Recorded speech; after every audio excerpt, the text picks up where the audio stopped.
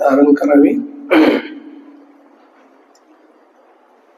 नमो तस्स भगवतो अरहतो सम्मा संबुद्दस्स। नमो तस्स भगवतो अरहतो सम्मा संबुद्दस्स। नमो तस्स भगवतो अरहतो सम्मा संबुद्दस्स। साधु साधु साधु। दयेचे करुणेचे महासागर, विश्वाला शांती देणारे तथागत भगवान बुद्ध, तसेच त्यांचा सुविख्यात असणारा हा सद्धम्मावर आरूढ असणारा सदा पूजनीय श्रावक संघ, या तीनही रत्नाला माझे त्रिवार वंदन। तसेच माझे गुरुवर्य आचार्य उपाध्याय यांना सुद्धा माझे त्रिवार वंदन। भारतीय घटनेचे शिल्पकार बोधिसत्व डॉ. आंबेडकर यांच्या उपकाराची दान ठेवून सर्वांच्या प्रती मंगल मैत्री।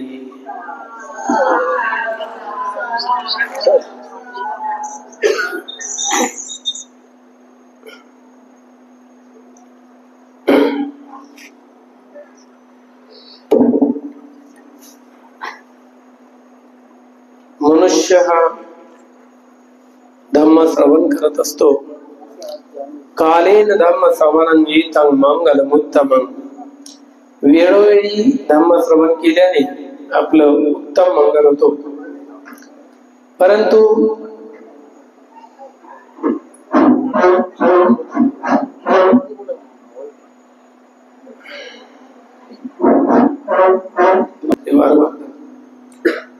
भगवान बुद्धाच्या धम्मामध्ये श्रद्धेला विशेष महत्व आहे। श्रद्धाय वर्धती आयु, श्रद्धाय वर्धती धनम। श्रद्धावान मनुष्य हा दीर्घायुष्य जीवन जगत असतो। श्रद्धावान मनुष्य धन प्राप्त होत असतो। स्त्री आणि पुरुषामध्ये जे श्रद्धा पाहिजे ती श्रद्धा 7 प्रकारची असते आणि ते 7 प्रकारचे त्याला धन म्हणतात। एक श्रद्धाधन, शीलधन, हिरीधन, ओतप्पधन, सूतधन, त्यागधन आणि प्रज्ञाधन, या प्रकारे 7 प्रकारचे धन असतात। श्रद्धा जर नसेल 3 रत्नाप्रती तर तो व्यक्ती पुढे शीलावर आरूढ होऊ शकत नाही। म्हणून श्रद्धा उत्पन्न करण्याची पहिली पायरी ती आहे पूजा। श्रद्धा जर आपल्याला उत्पन्न करायची आहे तर पूजाच पूजनीयानं एतं मंगलम उत्तमं। आपलं उत्तम मंगल करण्यासाठी पूजनीय लोकांची पूजा केल्याशिवाय श्रद्धा उत्पन्न होत नाही। त्यासाठी पूजा ही पहिली पायरी आहे श्रद्धा उत्पन्न करण्याची। पूजा करायला लागलो तर हळूहळू आपली श्रद्धा 3 रत्नावर बसते। कारण आपण गुणाची पूजा करायची आहे। भगवान बुद्धाच्या गुणाची पूजा करता करता गुणाची जाणकारी होतो आणि 3 रत्नामध्ये किती गुण आहे, कसे गुण आहे याबद्दल जाणकारी होऊन हळूहळू श्रद्धा वाढायला लागतो। भगवान बुद्धाच्या 9 गुणाची, धम्माच्या 6 गुणाची आणि संघाच्या 9 गुणाची एकूण 24 गुणांची जी पूजा करतो 24 गुणावर श्रद्धा बसते। तेव्हा 3 रत्न आपल्याला योग्य प्रकारे समजायला लागतो आणि श्रद्धा वाढत जातो। या संदर्भामध्ये भगवान बुद्धांनी श्रद्धेबद्दल हा उपदेश केलेला आहे। यामध्ये भगवान बुद्धांनी सांगितलेलं आहे की आर्य श्रावक श्रद्धावान असतो। जो योग्य मार्गावर बुद्धाचा असतो तो तथागताबद्दल, धम्माबद्दल आणि संघाबद्दल जो श्रद्धा करतो तो 3 रत्नावर अतूट श्रद्धा ठेवणारा असतो। जो आर्य श्रावक असतो तो तथागताच्या बोधीप्रती या प्रकारे श्रद्धा करत असतो। तो तथागत भगवान बुद्धाच्या बोधीवर श्रद्धा ठेवतो तर त्या गुणाचा अवलंब करतो, गुणाला आत्मसात करतो, गुणाचं चिंतन करतो। कशा प्रकारे श्रद्धा करतो की भगवान इथे जे कोणी भगवान होतात ते अनंत असले पाहिजे। ते अनंत असतात. सम्यक संबुद्ध पाहिजे, विद्येने आचरणाने परिपूर्ण असतात, सुगती प्राप्त करणारे असतात, लोकांतराचे रहस्य जाणणारे असतात, अनुत्तर श्रेष्ठतम धम्माला जाणणारे असतात, गलत मार्गावर जाणाऱ्या पुरुषाचे दमन करून योग्य मार्गावर आणणारे कल्याण मित्र असतात, सारथी. देव आणि मनुष्यांचे भगवान बुद्ध हे गुरु असतात, टीचर असतात, शिक्षक असतात. या प्रकारे त्याची या बुद्धावर श्रद्धा असतो, याला म्हणतात श्रद्धाधन. गुणाला अंगीकारल्याशिवाय, गुणाला जाणल्याशिवाय श्रद्धा उत्पन्न होत नाही. म्हणून श्रद्धा उत्पन्न करण्याची पहिली पायरी म्हणजे पूजा. पूजनीय लोकांची पूजा केल्याशिवाय श्रद्धा उत्पन्न होत नाही. म्हणून ही श्रद्धा या प्रकारे असावी, गुणाला अनुसरून असावी, तेव्हा तिला म्हणतात श्रद्धाधन. हे महान धन आहे. भगवान बुद्धावर श्रद्धा, त्यांच्या गुणावर श्रद्धा असणे आपल्याजवळ महान धन असतो. शील धन काय?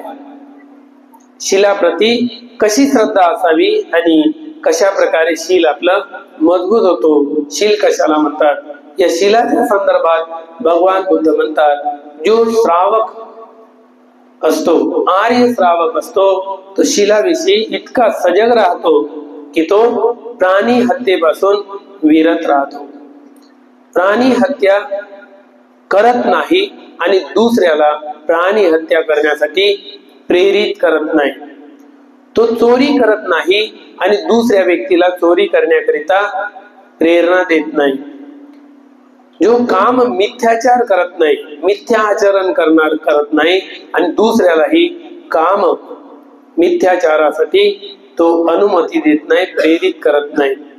तो कधीही खोटं बोलत नाही आणि दुसऱ्याला खोटं बोलायला लावत नाही किंवा खोटं बोलणाऱ्या व्यक्तीचं समर्थन पण करत नाही. तो नशेल्या पदार्थाचं सेवन करत नाही. नशेल्या पदार्थामध्ये येतो तंबाखू, बिडी, सिगार, दारू, गांजा, चरस. या कच्च्या आणि पक्क्या मादक पदार्थामध्ये तो कधीही लिप्त होत नाही. म्हणून नशेल्या पदार्थाचं तो सेवन करत नाही, दुसऱ्याला प्रेरित करत नाही आणि त्याचं समर्थन करत नाही, प्रेरणा देत नाही. आणि कोणी जर केलं तर ते योग्य केलं असंही म्हणत नाही. या प्रकारे या सर्व गोष्टीपासून तो विरत राहत असतो. कायेचे कर्म, वाणीचे कर्म आणि मनाचे कर्म, असे पाप कर्म जे होते ते 10 पाप कर्म आहे. या 10 पाप कर्माचा त्याग करतो तेव्हा त्याला शीलधन प्राप्त होतो. 10 पाप कर्म कोणते? जे कायेने होणारे पाप कर्म आहे 3, वाणीने होणारे पाप कर्म आहे 4 आणि मनामध्ये उत्पन्न होणारे पाप कर्म आहे 3. याला अकुशल कर्मपथ आणि याच्या विरुद्ध जे आहे कुशल कर्म आहे 10, त्याला म्हणतात कुशल कर्मपथ. या अकुशल मार्गावर आरूढ असणारा व्यक्ती शील पालन करत नाही. ते 10 पाप कर्म जर समजले, आपण नेहमी म्हणतो सब पापस अकरणं कुशलस्य उपसंपदा स्वचित्त परियोदपनं एतं बुद्धान शासनं. बुद्धाचं शासन, बुद्धाचा धम्म काय शिकवतो? सर्व पापाचा त्याग करणे, पुण्याचा संचय करणे आणि आपल्या मनाला मरेपर्यंत निर्मळ निर्विकार करणे, स्वच्छ करणे. याला म्हणतात स्वचित्त परियोदपन. परिपूर्ण निर्मळ करायचं आहे, निर्विकार करायचं आहे, तेव्हा शील पालन होते. मग कायेचे कर्म, पाप कर्म समजले पाहिजे. ज्या व्यक्तीला पाप समजलं नाही तो व्यक्ती पुण्य कर्म करू शकत नाही. ज्या व्यक्तीला अंधार कळला नाही त्याला प्रकाशाची किंमत नसतो. ज्या व्यक्तीला दुःख कळलं नाही त्याला सुखाची कधीही किंमत नसतो. म्हणून पाप कर्म ज्याला कळलं तो याची पुण्याची किंमत करेल, पुण्याकडे वळेल. कारण पापामुळे दुःख उत्पन्न होतो आणि जो दुःखी आहे तो सुखाची कामना करेल, इच्छा करेल, सुखाकडे तो वाटचाल करण्यासाठी प्रयत्नशील राहील.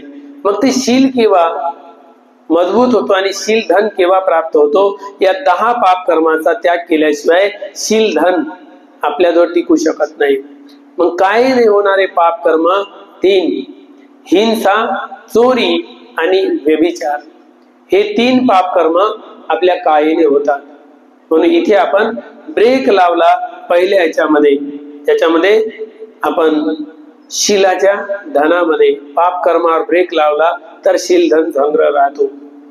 म्हणून हिंसा, चोरी आणि व्यभिचार हे 3 पाप कर्म आहे कायेचे. वाणीने होणारे पाप कर्म आहे 4. 4 पाप कर्म कोणते? खोटं बोलणे, चाहडी चुगली, निंदा नालस्ती करणे, कठोर बोलणे आणि व्यर्थाची बडबड करणे, बकबक करणे. यापासून आपल्याला दोष लागतो. संयम केला तर पुण्यकर्म होतो, शील मजबूत होतो. म्हणून मी कोणासोबतही खोटं बोलणार नाही आणि खोटं कोणी बोललं त्याचं समर्थन करणार नाही, खोटं कोणाला बोलायलाही लावणार नाही. या प्रकारे तो कोणत्याही बाबतीमध्ये खोटं बोलत नाही. प्राण गेला तरी चालेल, परंतु तो सत्याची कास धरतो, सत्याची वाट धरतो. या प्रकारे न्यायपटिपन्नो भगवतो श्रावक संघो. न्याय म्हणजे सत्य. म्हणून भगवान बुद्धाचा श्रावक संघ सत्याच्या मार्गावर आरूढ असतो आणि सत्याची शिकवण देत असतो. सत्य पालन करा, सत्याचं आचरण करा. म्हणून असा व्यक्ती सत्याला महत्व देत असतो, या सत्याच्या मार्गावर आरूढ होतो. म्हणून खोटं बोलत नाही, बोलणाऱ्याचं समर्थन करत नाही. त्यानंतर कोणाचीही चाहडी चुगली, निंदा नालस्ती करत नाही. या प्रकारे चाहडी चुगली न करणे म्हणजे वाणीवर संयम ठेवणे.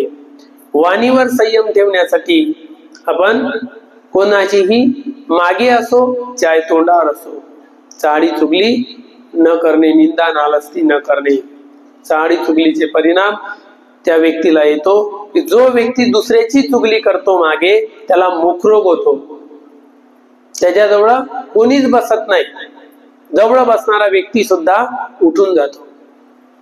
जो चुगली करतो त्या व्यक्तीवर कोणाचाही विश्वास बसत नाही की हा चांगला व्यक्ती आहे, चांगलं सांगेल, त्याच्यावर शक राहतो.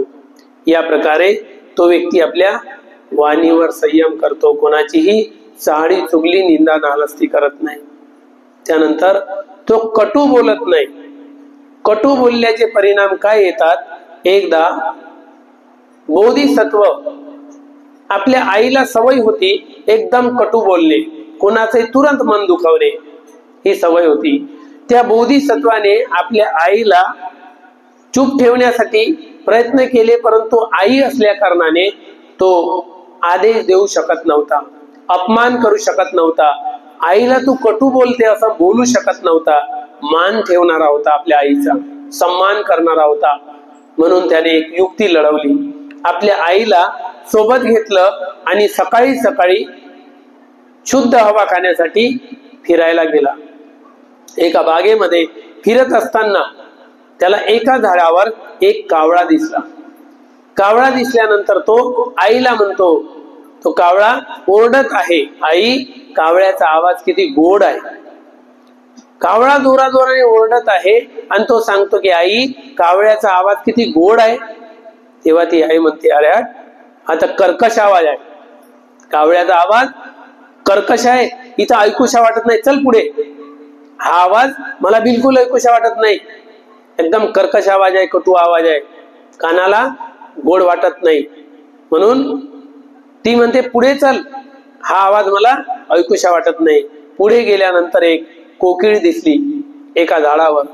त्या कोकिळाचा आवाज त्याच्या कानावर पडला आणि तो म्हणतो, आई कोकिळाचा आवाज किती कर्कश आहे. ती आई म्हणते, काय गोष्ट करता, कोकिळाचा आवाज मधुर आहे, गोड आहे, कानाला योग्य वाटतो, ऐकूशा वाटतो, तो छान आवाज आहे, कर्णमधुर आहे, कानाला प्रिय वाटणारा आहे, आणि तू कर्कश म्हणतो. अरे कावळ्याचा आवाज कर्कश होता, कोकिळाचा आवाज तर या पक्ष्याचा आवाज मधुर आहे, प्रिय आहे, ऐकूशा वाटतो. तेव्हा बोधिसत्व म्हणतो, आई जर मधुर आवाज सर्वाला आवडतो का? जर आवडत असेल तर मग प्रत्येक व्यक्तीचा आवाज जर मधुर असेल कुणाला आवडणार नाही का? सर्वाला आवडेल. मधुर आवाज सर्वाला प्रिय आहे. मग कटू आवाज कुणालाही ऐकूशा वाटत नाही, कुणालाही गोड वाटत नाही. असं म्हणल्यावर ती समजून गेली की मुलाला काय म्हणायचं आहे, की माझी जी नेहमीची कटुवाणी आहे त्यावर आपण संयम ठेवला पाहिजे. कटुवाणी कुणालाच आवडत नाही, मधुरवाणी सर्वांना आवडतो. तेव्हा त्या बोधिसत्वाने आपल्या आईला या प्रकारे सांगितले, तेव्हा तिने आपल्या वाणीवर संयम ठेवला. म्हणून मी कधीही कुणाला कटू बोलून दुखवणार नाही, त्याचं मन खराब करणार नाही. यानंतर व्यर्थाची बकबक. मूसावादा वेरमणी सिक्खापदं समादियामि, पिसुनाय वाचा वेरमणी सिक्खापदं समादियामि, फरुसाय वाचा वेरमणी सिक्खापदं समादियामि, संपफलापा वेरमणी सिक्खापदं समादियामि. व्यर्थाचा वार्तालाप करणार नाही, व्यर्थाची बकबक करणार नाही. व्यर्थाच्या बकबकीमध्ये आपलं आयुष्य कमी होतो. जो दिवसभर कॉक कॉक कॉक कॉक करणारा कोंबडा आयुष्य किती आहे? कमी आहे. जो जास्तीत जास्त आपली एनर्जी खर्च करतो विनाकारण, अकारण, कारण नसताना, कारणिक नाही अकारण, तेव्हा त्याचं आयुष्य आपोआप कमी होते. अशा प्रकारे आपण आपलं आयुष्य कमी करू नये. बडबड करण्याची सवय जर ज्या एखाद्याला असली, एका हॉटेलमध्ये जे बसणारे लोक कसे करतात, तर एका जाग्यावर एक स्पर्धा ठेवली. एका गावात खूप मोठी स्पर्धा होती. त्यामध्ये असं लिहिलं होतं की जो सर्वात खोटा बोलेल त्याला सर्वात मोठं बक्षीस, सर्वात मोठं बक्षीस खोटं बोलणाऱ्याला. सारे लोक आपल्या आपल्या परीने खोटे बोलले. एक व्यक्ती धावत धावत आला आणि तो सांगू लागला, थांबा मला पण खोटं बोलायचं आहे. म्हणजे काय खोटं बोलतं? सर्व बोलून चुकले, नाही मला पण बोलायचं आहे, मला पण संधी द्या. स्पर्धा आहे, स्पर्धेमध्ये सर्वांनी भाग घेतला तर त्याला अनुमती दिली पाहिजे. तर तो म्हणतो मला पण खोटं बोलायचं आहे. काय खोटं बोलायचं आहे? एका हॉटेलमध्ये 4 बाया 1 घंटा एकत्र बसल्या, एक शब्द बोलल्या नाही. 4 बाया एका हॉटेलमध्ये टेबलवर एकत्र बसल्या, 1 घंटा एक शब्दही तोंडातून काढला नाही. सत्य आहे ना त्याचं वचन? नाही का? सत्य नाही? एका हॉटेलमध्ये 4 बाया बसल्या 1 घंटा आणि त्या अजिबात बोलल्या नाही, म्हणते सत्य नाही का? बरं याचा अर्थ तुमचा स्वतःचा खुदचा अनुभव आहे ना, की 4 बाया एकत्र बसणार आणि त्या कधीही चूप राहणार नाही. चूप राहणार असं कधी होत नाही. तोंडावर संयम नसतो. त्याचा परिणाम काय येतो, की एका त्याला भिक्खूला बोलण्याची जास्त आदत पडली होती. बग बग बग बग बग बग बग बग दिवसभर बग बग करण्याची त्याला आदत पडली. त्यानंतर ती कथा भगवान बुद्धांनी त्या एका कासवावरून सांगितली की एक कासव होता आणि एका तलावामध्ये वास्तव्याला होता. तेव्हा दुसरीकडून 2 हंस आले आणि ते चरू लागले. तो कासवाची मैत्री झाली आणि कासवाची मैत्री झाल्यावर चांगली दाट मैत्री झाली. पण याने नेहमी नेहमी त्या हंसाला बोर करायचा, बोलू बोलू बोलू बोलू. ते समजून गेले हा जास्त बडबडी आहे. तेव्हा त्याने सांगितलं की तुम्ही कुठून आले, काय आले, परिचय घेतला. तर आमच्या इकडे मस्त मनोरम्य वातावरण आहे, खूप सुंदर तलाव आहे, झाडं आहे, खूप खायला प्यायला काही कमी नाही, परंतु वातावरणाच्या बदलामुळे आम्ही इकडे आलो. तो कासव म्हणाला, मला घेऊन चालता का तिकडे? मग ते हो नेतो, पण तुला जे सवय आहे बडबड करण्याची, हे मोठी खराब सवय आहे, हे जर तू बंद करत असशील तर ठीक आहे, नेतो. बरोबर, मी आजपासून बिलकुल बोलणार नाही, तुम्ही म्हणाल तसं. ठीक आहे, तयारी कर. तयारी केली. मग कसं न्यायचं? मला पाठीवर न्याल तर पाडून टाकाल, कसं न्याल? तू चिंता करू नको त्याची, आम्ही घेऊन जाणार. तेव्हा एक काडी घेतली, दोन्ही हंसाने चोचीत काडी धरली. त्या कासवाला सांगितलं की मध्यभागी तू आपल्या दातात पकड. त्याने दातात पकडली आणि चालले घेऊन. वरून आकाशामधून उडू लागले. राजाच्या घराच्या वरत त्याच्या स्लॅबवर फरच्या बसवलेल्या होत्या. पोरं बाजूला खेळत होते. त्यांनी बघितलं, अरे 2 हंस एका कासवाला घेऊन जात आहे. तेव्हा ते जोरानं ओरडले, खेळता खेळता, अरे हे हंस या कासवाला घेऊन जात आहे, बघा याला खायला नेत आहे, मारायला नेत आहे, बघा याला घेऊन जात आहे. तेव्हा त्याला आला राग कासवाला, हा मेलेला आहे. ते म्हणायला लागले, हा कासव मेलेला आहे, हंस चालले घेऊन. तेव्हा त्याला वाटलं वाईट आणि जोरानं तोंड खोललं त्यानं, अरे मी मेलेला नाही. त्यानं तेव्हाच तोंड खोललं आणि त्या राजाच्या घरावर जे फरच्या बसवून होत्या स्लॅबवर, त्या फरचीवर पडला आणि त्याच्या टिकोरीचे, त्या कटोरीचे तुकडे तुकडे झाले त्याच्या पाठीचे. ज्याला जास्त बोलण्याची सवय आहे, बडबड करण्याची, त्याची सवय ही गंदी सवय, व्यर्थ आपली एनर्जी खर्च करतो विनाकारणानं, कारण नसताना याच्याजवळ बोलन, त्याच्याजवळ बोलन, त्याच्याजवळ बडबड करन. संयम नावाची वस्तू नाही, त्याचं व्यर्थ एनर्जी जातो आणि जीवन कमी होतो, आयुष्याचे दिवस कमी होतो. जर त्याच्यात काही तथ्य असेल, कारणिक असेल तर बोलायला हरकत नाही. पण बऱ्याच लोकांना अशी आदत राहते, थोड्या थोड्या वेळात असं झालं तसं झालं, असं करायला पाहिजे तसं करायला पाहिजे, घेणं देणं पत्र पाहताच येणं, काही घेणं देणं नाही आहे, त्याच्यापासून काही लाभ नाही. अशा अवस्थेमध्येही बडबड करण्याची सवय लागलेली राहते एखाद्या व्यक्तीला, ती सवय जात नाही. काही लोकांना सहन होते, काही लोकांना सहन होत नाही, बोर होऊन जातात. बोर होतपर्यंत आपण जास्त बडबड करणे योग्य नाही. तेव्हा या प्रकारे आपल्या कोणत्या शिलावर आळा बसतो संयम पाळला तर? वाचाय संवरो साधू, वाणीवर संवर केल्यामुळे काय होतो? साधू म्हणजे मंगल होतो, कल्याण होतो, आपलं कल्याण होत असतो. या प्रकारे उत्तम होतो, आपल्यासाठी मंगल होतो. म्हणून आपण वाणीचे जे पाप कर्म आहे कोणते? खोटं बोलणार नाही, चाडी चुगली करणार नाही, कठोर बोलणार नाही आणि व्यर्थाची बकबक करणार नाही. त्या व्यक्तीला सर्वात मोठं बक्षीस मिळालं की ज्याने म्हणलं की 4 बाया एकत्र बसल्या 1 घंटा अजिबात बोलल्या नाही. सारे लोक म्हणा लागले, अरे सर्वात खोटं बोलत आहे तू, सर्वात खोटं आहे, शक्यच नाही आहे की 2 बाया जरी एकत्र बसेल आणि त्या बडबड करणार नाही, बोलणार नाही, मौन धारण करणार, असं कधी होऊच शकत नाही. सर्वात मोठं पारितोषिक मिळालं त्याला. बघा स्त्रियांच्या विषयी काय अवस्था आहे. का तोंडावर झाकण राहत नाही, संयमित का राहत नाही? रॅलीतून आल्याबरोबर बोलण्याची गरज होती का?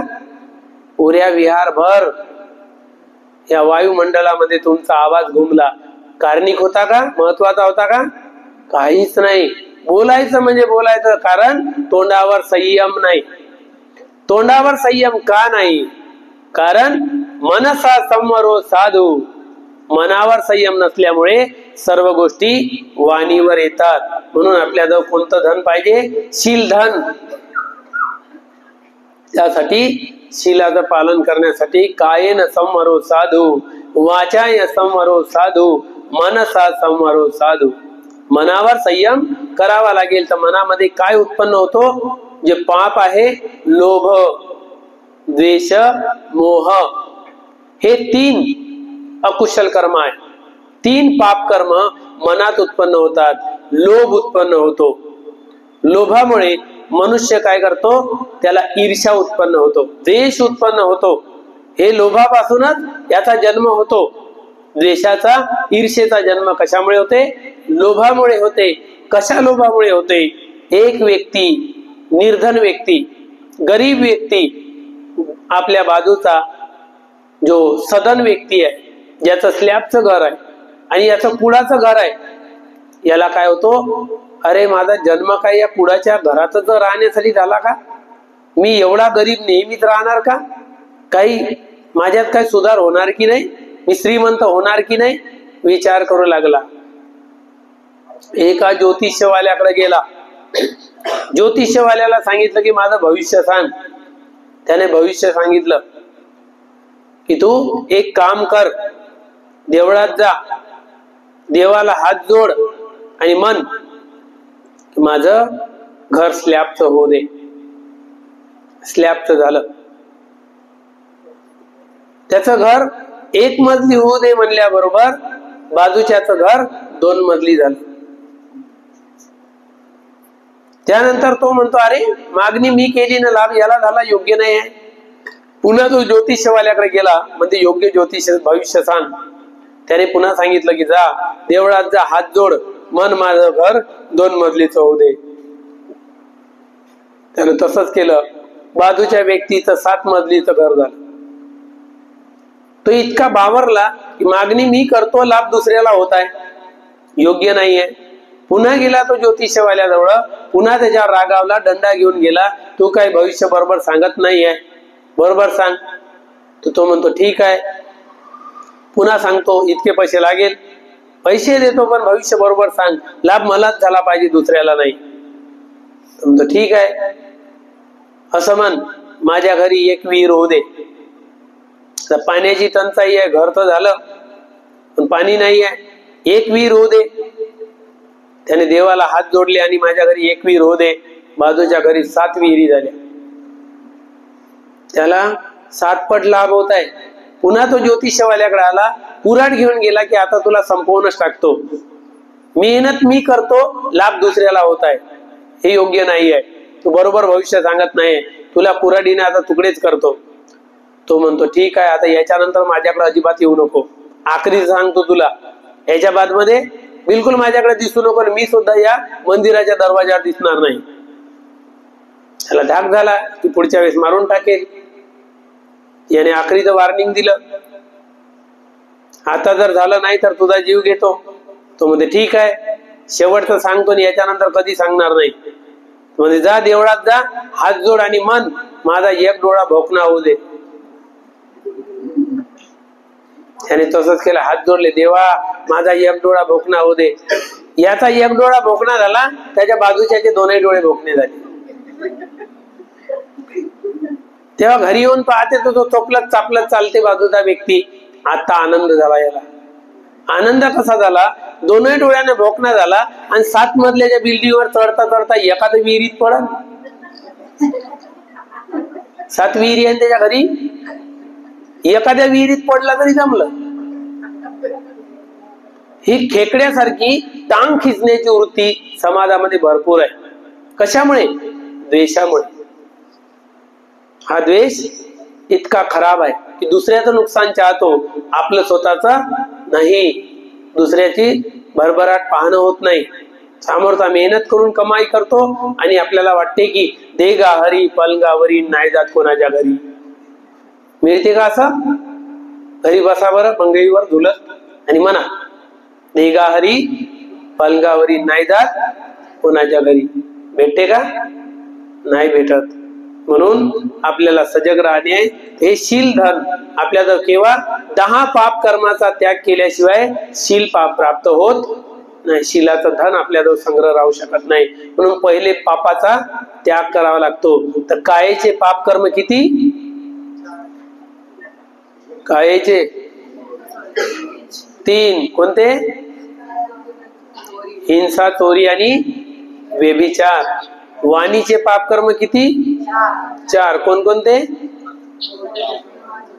खोट बोलणे, चहाडी चुगली करणे, कटू कठोर बोलणे आणि व्यर्थाची बडबड करणे. हे 4 पाप कर्म वाणीने होतात. मनाचे पाप कर्म कोणकोणते? लोभ, द्वेष, मोह, मनुष्य लोभामुळे द्वेष करतो, आपली तर पुरे होत नाही त्याच्यामुळे दुसऱ्यासोबत द्वेषानं वागतो. त्यामुळे शील तेव्हा पालन होते, या 10 पाप कर्माचा त्याग केल्याशिवाय शील पालन होत नाही. म्हणून शीलेन भोग संपदा, शीलाचं पालन केल्याशिवाय भोग्य संपदा प्राप्त होतच नाही. म्हणून मेहनत करावा लागतो त्यासाठी. त्यानंतर तिसरं धन काय आहे? ओत्तप्प धन. या बाऱ्यामध्ये भगवान बुद्धांनी म्हटलेलं आहे की आर्य श्रावक पापाला भीत असतो. भय, ओत्तप्प म्हणजे भीती. कशाबद्दल? कायिक, वाचिक, मानसिक दुष्कर्माबद्दल भीती उत्पन्न होते. म्हणून ओत्तप्प धन या संदर्भात श्रावक पापापासून भीत असतो, काया वाचा मनाची दुष्कर्म करीत नसतो, पाप आणि अकुशल धर्मापासून तो दूर राहत असतो, भय बाळगत असतो. या प्रकारचं ओत्तप्प धन. त्यानंतर श्रुतधन. श्रुतधनाविषयी भगवान बुद्ध म्हणतात आर्य श्रावक बहुश्रुत असला पाहिजे. श्रुतधर, ऐकणारा. त्याने काय होतो? कालेन धम्म श्रवणं एतं मंगलम उत्तमं. धम्म श्रवण केल्याने काय होतो? तर आपल्याला लाभ होतो. कशा प्रकारचा लाभ होतो? तर भगवान बुद्ध म्हणतात की याने कालेन धम्म श्रवणं, आपलं उत्तम मंगल होत असतो. वेळोवेळी धम्म श्रवण केल्याने आपलं उत्तम मंगल होत असतो. तर धम्म श्रवण केल्याने कसा लाभ होतो? एक भिक्षू एका जागेवर प्रवचन करण्यासाठी निमंत्रित होता. गावातले सारे लोक येऊ लागले आणि प्रवचन ऐकण्यासाठी बसू लागले, जसे तुम्ही बसून आहे. बंतीजीनं माईक घेतला हातामध्ये आणि तसेच उभे राहिले माझ्यासारखे. मी बोलत आहे, असेच उभे राहिले बराच वेळ. 15 मिनिट, अर्धा तास, 1 तास झाला. लोकांना वाटलं की आता प्रवचन करते, आता प्रवचन करते. बंतीजी प्रवचन करायला तयार नाही. कंटाळले सारे लोक. दुसऱ्या लोकांना वाटलं की इथं काहीतरी भोजन आहे, म्हणून दुरून दुरूनचे लोक इकडे या दिशेने येऊ लागले की लोकांची गर्दी दिसत आहे. भोजनाच्या लालचेनं आले. बसलेल्या लोकांच्या पाठीमागे उभे राहिले. बसलेले लोक कंटाळले होते, ते उठून उभे झाले आणि निघायला लागले. जे उभे होते ते खाली बसले, काहीतरी आहे इथे. असं करून येणारे बसू लागले, बसलेले उठू लागले, उठून जाऊ लागले.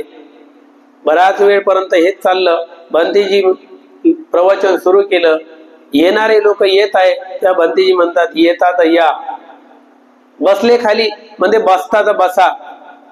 जे उठून उभे झाले कंटाळून, म्हणजे उठता तर उठा. जायला लागले तर म्हणतात जाता तर जा.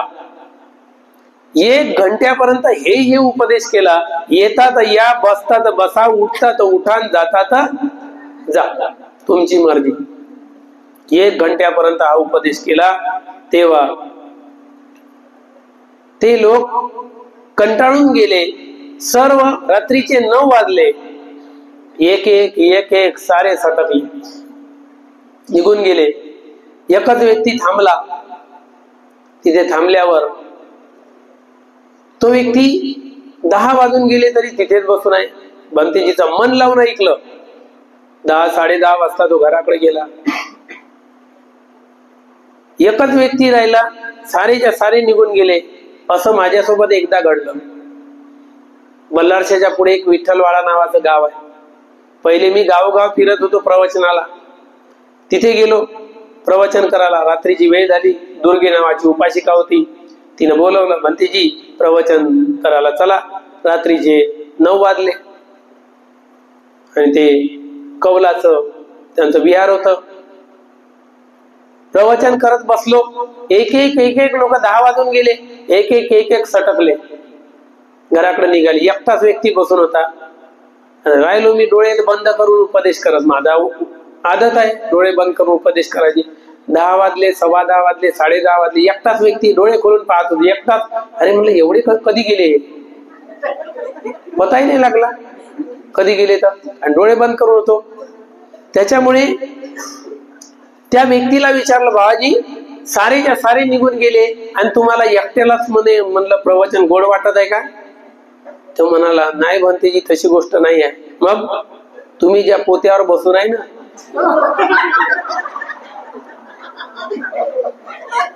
त्यावेळेस थंडीचे दिवस होते, त्यानं पोतच आणलं होतं. तुम्ही ज्या पोत्यावर बसून आहे ते पोत्याची वाट पाहत आहो की कधी कधी बंद करता, कधी कधी उठता आणि कधी कधी जातो.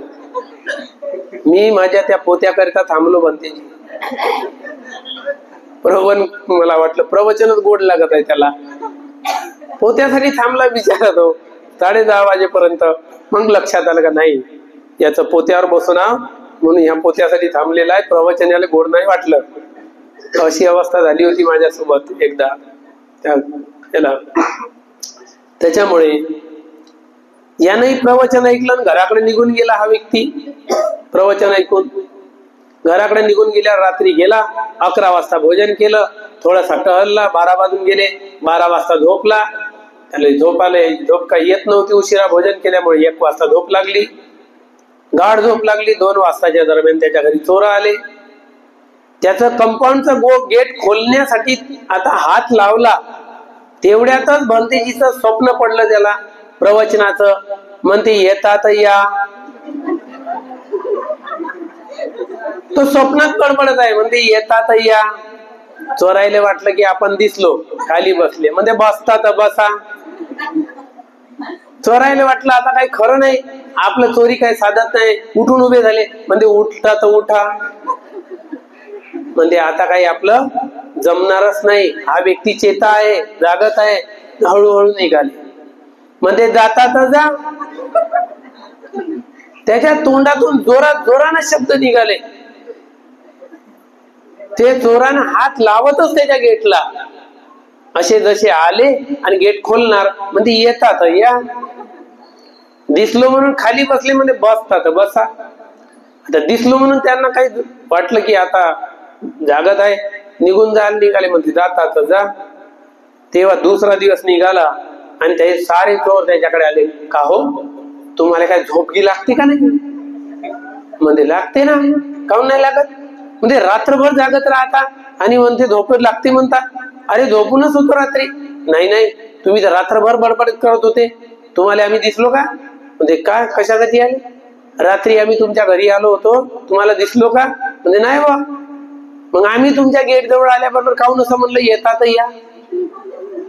आम्हाला वाटलं दिसलो तर खाली बसलो, तुम्ही म्हणता बसता तर बसा. आम्हाला वाटलं की आता तुम्हाला दिसलो तर जा ना बरं. निघालो तर तुम्ही म्हणता जाता तर जा. तुम्ही जागे नव्हते का? अरे नाही, म्हणते एवढं प्रवचन मन लावून ऐकलं भंतीजीचं की त्या प्रवचनाचं सारं मनामध्ये बसलं आणि कदाचित माझ्या तोंडातून शब्द बाहेर पडले असेल ते भंतीजीनं जे प्रवचन केलं त्याचे, तर त्याच्यामुळे होऊ शकते. तेव्हा कुठे त्या लोकांना कळलं की यानं प्रवचन मन लावून ऐकलं म्हणून याच्या तोंडातून हे शब्द पडले. तर त्याचा प्रवचन ऐकल्यामुळे काय लाभ झाला? त्याच्या घरची चोरी होण्यापासून वाचला, धन जाण्यापासून बचाव झाला. म्हणून धम्म श्रवण केल्याने काय होते? आपल्यालाही लाभ होते. म्हणून सर्व भौतिक धनापेक्षा श्रेष्ठ धन कोणतं? सब्बदानं धम्मदानं जिनाती. सर्व दानाला जिंकून टाकणार. तुम्ही भौतिक दान देता हे सारं नाशवान आहे, नष्ट होणार आहे कालांतरानं. आज भोजन दिलं उद्या जाणार आहे, आज कपडा दिला फाटणारा आहे, आज तुम्ही कोणती वस्तू दिली उद्या नष्ट होणारी आहे, हे काय राहणारी नाही आहे. पण धम्म चिरकाळ जिवंत असेपर्यंत टिकत असतो. जीवित पर्यंतं, जिवंत असेपर्यंत धम्म सोबत सोबत राहतो कल्याण मित्र म्हणून आणि आपलं कल्याण करत असतो. या प्रकारे या धम्म श्रवण करण्याने आपल्याला लाभ होत असतो. म्हणून श्रुतधर असला पाहिजे, तो मनामध्ये सतर्कता असली पाहिजे. धम्म श्रवण करण्यासाठी श्रद्धा असली पाहिजे, जिद्द असली पाहिजे. या प्रकारे आपण धम्म श्रवण केल्याने आपल्याला लाभ होतो. त्यानंतर त्यागधन, त्यागमय जीवन असलं पाहिजे. की आपले काय त्यागाचं आहे? आपल्याला काय त्यागायचं आहे? लोभ, द्वेष, मोह हे त्यागायचं आहे. त्यामुळे आपलं लोभ, द्वेष, मोहामुळे मात्सर्य पैदा होते. मलयुक्त मन होते. मलरहित करायचं आहे. मात्सर्य म्हणजे हेवा दावा. या मात्सर्ययुक्त आपल्या मनातून मात्सर्य काढून, हा मल आहे मळ आहे, चेतनावाला, सजगतावाला असला पाहिजे. आणि म्हणून खुल्या मनाने तो निस्वार्थ भावनेने दान करणारा असला पाहिजे, त्यागी. कारण देणाऱ्याला देवता म्हणतात, भीक मागणाऱ्याला देवता म्हणल्या जात नाही. म्हणून दान देणारा व्यक्ती हे उपासकांसाठी दान काय आहे? दानं अलंकारं लोके, दानं दुर्गती निवारणं, दानं सग्गस सोपानं, दानं शुभं करण भवं. गृहस्थासाठी दान देणे हे काय आहे? मौल्यवान दागिना आहे, अलंकार आहे. दानं अलंकारं लोके. तुमच्या लोकांचा अलंकार काय आहे? दान. म्हणून त्यागी बनलं पाहिजे. कारण एक दिवस आपल्याला काय त्यागाचं आहे? 3.5 हाताची काया त्यागाची आहे. हे भौतिक धन जेवढं वटवट करून जमा केलेलं आहे तेवढं सोबत अजिबात जात नाही. म्हणून या दानामध्ये काय करू शकतो आपण? या धनामध्ये पुण्यकर्म संचय करू शकतो. आणि भगवान बुद्ध म्हणतात, कोणतही इथली भौतिक वस्तू तुमच्या सोबत मरताना जात नाही, मात्र तुमच्या चित्तासोबत केलेलं कर्म जाते, कुशल किंवा अकुशल.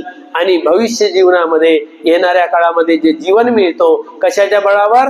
कम्मसकोमी, कर्माच्या बळावर पुढची योनी मिळत असते. कम्मदायादो, कर्मामुळे पुढचा फळ प्राप्त होत असतो. कम्मदायादो. कम्म पटिसरणो, शरण जायचंय तर कशाला? कर्माला शरण जायचंय. कम्म पटिधरणो, कम्म बंधू. कर्मच आपला मायबाप आणि भाऊबंद कल्याण मित्र आहे. म्हणून आपण या दानावर आरूढ होणारा व्यक्ती त्याची कधीही दुर्गती होत नाही. भगवान बुद्ध म्हणतात, दान देणारा आखरीच्या क्षणी कसा मरतो? दान दिल्यामुळे काय होतो? श्रद्धेनं दान देतो, त्याचं शील रक्षण करत असतो, त्याच्या शीलाचं रक्षण होतो. शील अंगरक्षन्तु संपदा. असा व्यक्ती जे केलेल्या पुण्याचं चिंतन करतो, भावना लागतो त्याला, भावनेमध्ये व्यस्त होतो, त्याचं मन त्यामध्ये रमत असतो. भावनेमध्ये भावना भीरता होतो, गंभीर भावना करत असतो केलेल्या दानाची. तो व्यक्ती गच्छन्तु देवता गता, मरताक्षणी त्याला देवता गतीला तो प्राप्त होत असतो. म्हणून देणारी ती देवता. म्हणून काय असला पाहिजे? त्यागमय जीवन. या लोभाचा त्याग करायचा आहे. भगवान बुद्ध म्हणतात, जो व्यक्ती त्याग करतो, दान देतो, तो काय करतो? दान देणे आणि युद्धामध्ये लढाई करणे सेम आहे, सारखं आहे दोन्ही गोष्टी. युद्धामध्ये आपण लढाई करतो आपल्या शत्रूचा पाडाव करण्याकरिता, आणि इथे लढाई करतो आपल्या शत्रूचा पाडाव करण्याकरिता. कोण शत्रू आहे? लोभ. या लोभाला हरवण्यासाठी आपण दान करत असतो. म्हणून आपला शत्रू कोण आहे? लोभ. हे दोन्ही गोष्टी समान आहे. म्हणतात की रणांगणामध्ये लढाई करणे आणि शत्रूचा पाडाव करणे, आणि इथे आपल्या मनातला लोभ हरवणे हे सारखं आहे, दान देणे. या प्रकारे आपलं त्याग असला पाहिजे. त्यानंतर आहे 7वं प्रज्ञाधन. कसं दान द्यायचं? प्रज्ञेनं दान द्यायचं. कुठे दान द्यायचं? 14 जागेवर दान देता येते असं महाप्रजापती गौतमी याच्यामध्ये दक्षिणा विभंग सूत्रामध्ये जे भगवान बुद्धासाठी चिवर दान आणते बनवून, कठीण चिवर. भगवान बुद्धासाठी जे चिवर हातानं बनवून आणते, ती कापूस बारीक करते, त्याचे धागे बनवते, त्यापासून ते धागे टाकते आणि त्याचं सूत कातून कपडा बनवते. तर या प्रकारे ते तयार करते. तेव्हा त्याला ते चिवर आणते आणि ते चिवर घ्यायला लावते. तर भगवान बुद्ध म्हणतात, संघ सदिन्न पुण्य वड्डती. संघाला दे, मला देशील ते एकट्याला देशील, संघाला दिल्याने महान पुण्य होते. तर कोणतंही काम करा, परंतु प्रज्ञापूर्वक केलं पाहिजे, तीक्ष्ण प्रज्ञा पाहिजे, धर्म मार्गावर आरूढ होणारी, कुशल आणि कुशल अकुशल समजणारी प्रज्ञा पाहिजे. तर या प्रकारे हे 7 प्रकारचे धन आपले आहे. पती पत्नीचे, स्त्री पुरुषाचे धन 7 प्रकारचे. या धनाला आपण जपून ठेवलं पाहिजे, याची अभिवृद्धी केली पाहिजे, तर आपलं मंगल होईल. या प्रकारे आज आपण या 7 प्रकारच्या धनाला श्रवण केलेलं आहे बुद्धाच्या वाणीला. या पुण्य कर्माच्या बलाने तुम्हाला श्रद्धाशील श्रुत त्याग प्रज्ञा प्राप्त हो. सिद्धार्थ गौतम बुद्धाच्या शासनामध्ये उत्तम 4 आर्य सत्य साक्षात करण्याचे भाग्य मिळो.